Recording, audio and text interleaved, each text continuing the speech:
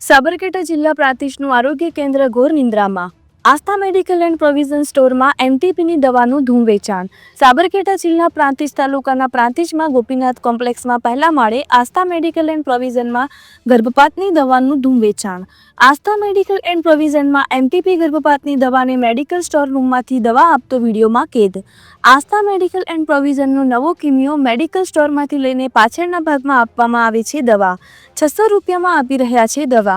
પોતાના સ્વાર્થ ખાતર કઈ રીતે દવા વેચી શકે?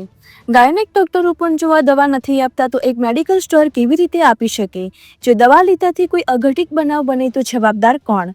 ખુલ્લેઆમ ગર્ભપાત દવાનો વેપલો વેચાઈ રહ્યો છે તેવામાં આરોગ્ય અધિકારી ઘોર નિંદ્રામાં હોય તેવું લાગી રહ્યું છે.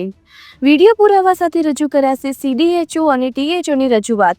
સમાચાર પ્રસિદ્ધ ન કરવા અનેક રાજકીય આગેવાનોનું પ્રેશર, ધમકીઓ. આટલું ઓછું પડતું હોય એમ છેલ્લે મેડિકલમાં કામ કરતા વ્યક્તિ દ્વારા દવાનું વેચાણ વિડીયો વાયરલ કરશો તો હું આત્મહત્યા કરીશ તેવી ધમકી મેડિકલમાં કામ કરતા વ્યક્તિ દ્વારા આપવામાં આવી.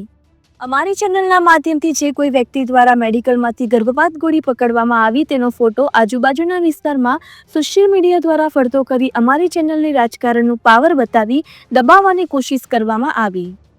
ગુજરાતમાં કોઈ પણ જાતનો ક્રાઇમ થતો હોય અને તેને ખુલ્લો પાડવામાં આવે ત્યારે ચાલુ સરકારના લાગતા વળગતા કોઈકને કોઈક નેતાજીના ફોન આવતા જ હોય છે. શું ખરેખર આવું ચાલતું રહ્યું તો ગુજરાતને કયા નામથી સંબોધવામાં આવશે તે વિચારવાનું રહ્યું. Bureau report, blue crime news, Gandhinagar. આ બે બીજા ત્રણ ત્રણ પોસ્ટ કરવાનું છે.